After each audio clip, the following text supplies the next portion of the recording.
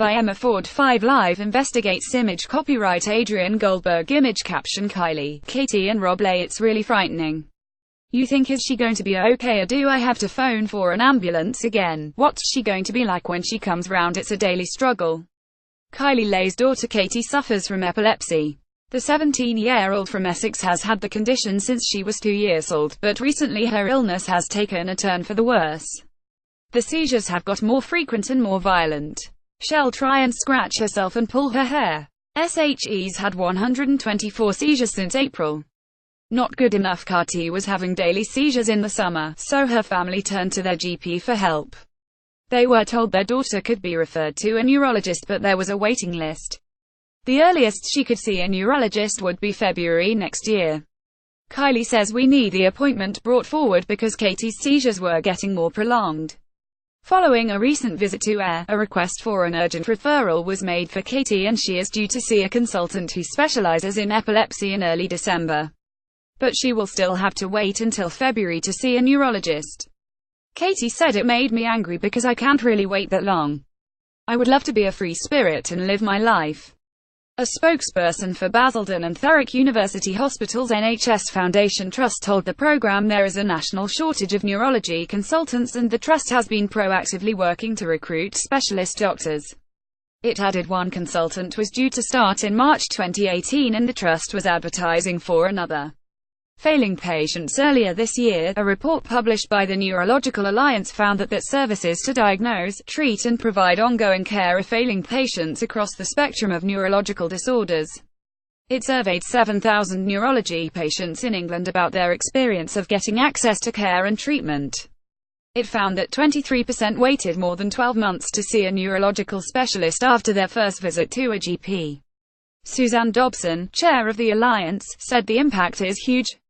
For a few, it will mean that they didn't get treatment earlier enough, and so bits of their conditions that many have been reversible, manageable, get worse during the period and they can't get that back. Meanwhile, a separate report published in March by the Association of British Neurologists (ABN) found that the likelihood of a patient with a neurological problem being seen by a neurologist varies dramatically depending on where they are admitted. It found 1 in 5 UK hospitals have access to neurologists on 3 days a week or less. Diagnosis. Another area of concern highlighted within the Neurological Alliance's research was the length of time it took to patients to get a diagnosis. It found that 42% of patients saw a GP 5 or more times before seeing a neurological specialist. The National Institute for Health and Care Excellence (NICE) has recognized this as an issue and in January is due to publish new guidance for the health professionals like GPs to help them to better recognize neurological conditions.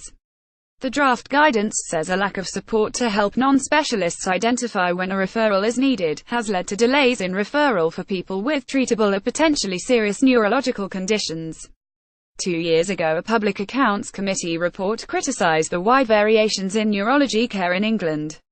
The committee's chair, Meg Hillier, MP, said despite their warnings, the situation had not improved. Evidence shows from our committee that in 2012 the system wasn't fit for purpose, that in 2015 it wasn't, and from the evidence 5 Live investigates has shown me, and the Neurological Alliance have been reporting, it's not got any better. In fact, it looks like it's going backwards. An NHS England spokesperson said a national advisory group on neurology was formed last year, bringing together patient groups within the Neurological Alliance, NHS England and other organisations. She said its aim is to direct the development of national work to improve outcomes for people living with neurological conditions.